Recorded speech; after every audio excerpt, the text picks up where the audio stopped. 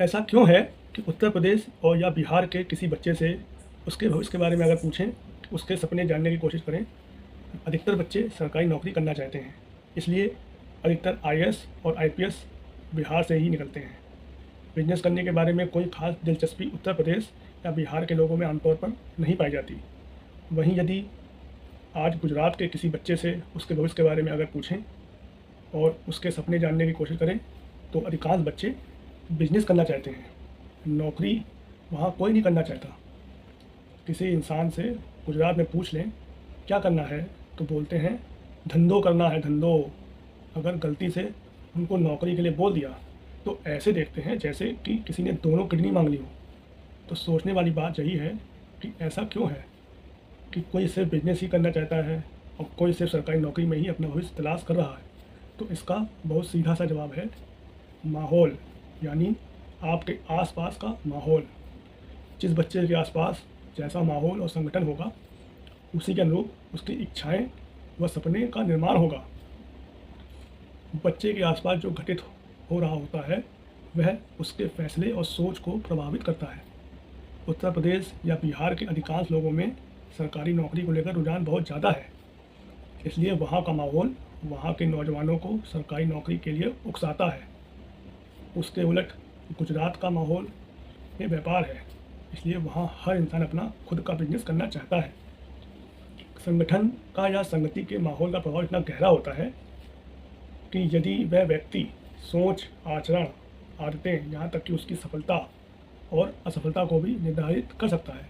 इसलिए हमेशा ध्यान रखें कि आप किसके साथ समय बिता रहे हैं और किस प्रकार की संगति अपना रहे हैं, क्योंकि आपके आसपास का माहौल बहुत हद तक आपके भविष्य की नींव रखता है।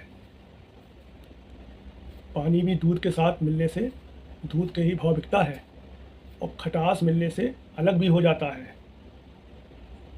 पानी और दूध का यह उदाहरण संगत या संगठन के महत्व पर प्रकाश डालता है।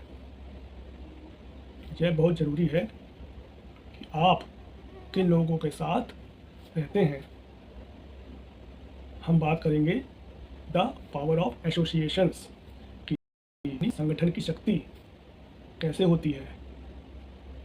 हम जानेंगे कि कैसे किसी व्यक्ति के साथ से ज़िंदगी बन सकती है और कैसे किसी व्यक्ति के साथ से किसी की ज़िंदगी बर्बाद भी हो सकती है।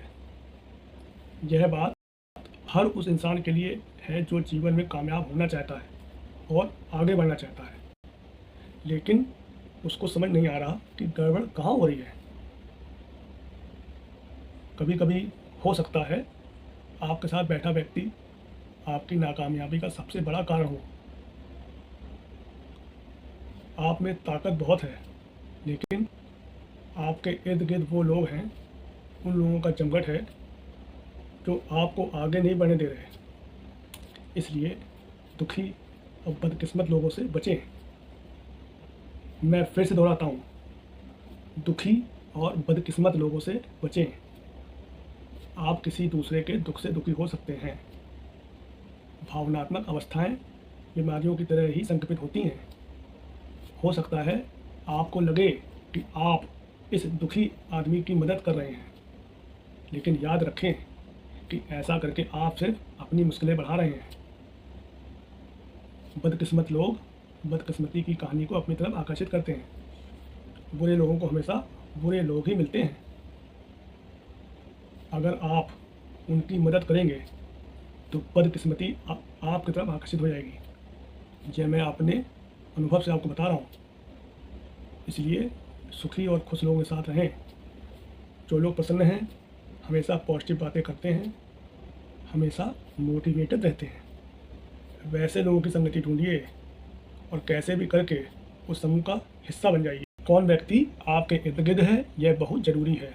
आप यह तय करें कि आपके आसपास बदकिस्मत लोग ना हों, आपके आसपास नेगेटिव बात करने वाले लोग ना हों। भगवान राम से उनकी माता कैकेयी अतः स्नेह और प्रेम करती थी। भगवान राम उनको अपने सगे पुत्र भरत से ज़्यादा अजीज थे, लेकिन जिस दिन महारानी कैकेयी मंथरा को अनुमति दी उनसे बात करने की, मंथरा ने कुछ समय के अंदर ही कैकेयी को क्या समझाया आप सबको पता है।